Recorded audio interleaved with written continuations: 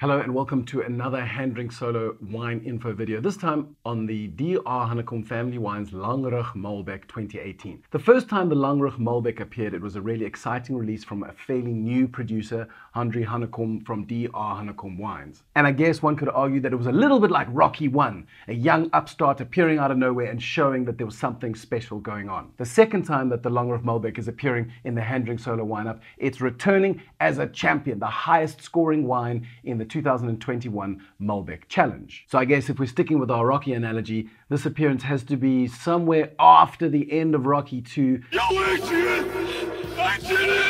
but definitely way before the flabby, decadent tone of the entry to Rocky 3.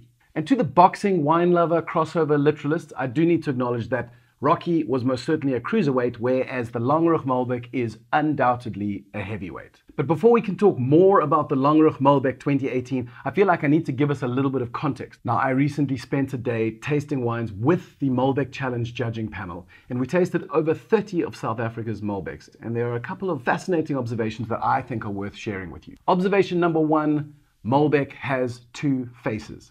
Now, as is the case with Pinotage and has been for some time, there are two very distinct styles that are being produced in South Africa. There is the tutti frutti, lighter, fresher, more fruit-forward, rounded berry style affair, which usually has slightly lower alcohol. And then there is the inky, layered, persistent, icon-style blue fruit and spice affair, which is often going to carry alcohol of 14.5 or even 15%. Of course, currently when shopping for Malbec, if you're picking them off a shelf, it's very difficult to know what style of Malbec is going to be in the bottle. Now, unless you're familiar with the estates and their production style, it can be a little bit of hit and miss. But there is one little tip that you can use, and although it's not foolproof, you can check the ABV on the bottle. And if you're going to see something that's sitting at 14.5 or 15% alcohol, you can be pretty sure that it's going to be a deep, inky, more imposing icon-style wine. If you're pushing down to 13.5 or 13%, you can be more confident that you're going to get the lighter style of Malbec.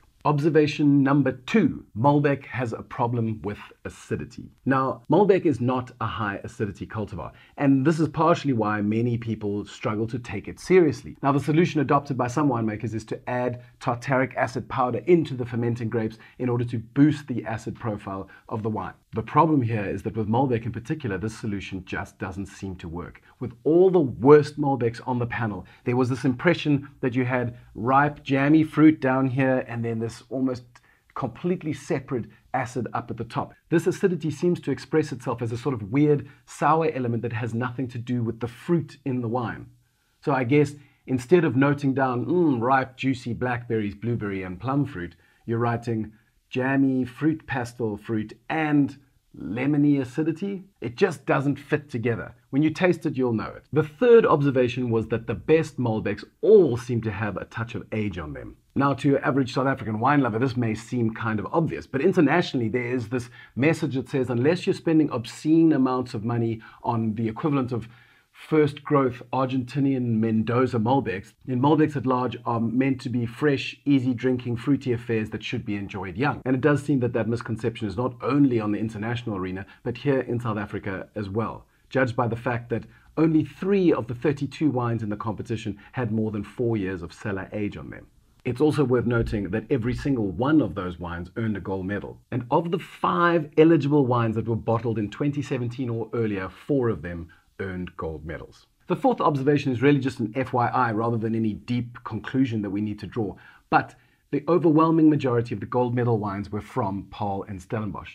Now, this could be simply because the vast majority of entrants were from Paarl or Stellenbosch, but perhaps there is some secret ingredient in the terroir of one of these two regions that could be adding an extra layer of dynamism to these wines. But I guess only time will tell. So having made all these observations, it would seem that the Langrug Malbec 2018 is something of an anomaly in that it is not older than 4 years and it's not from Stellenbosch or Paarl.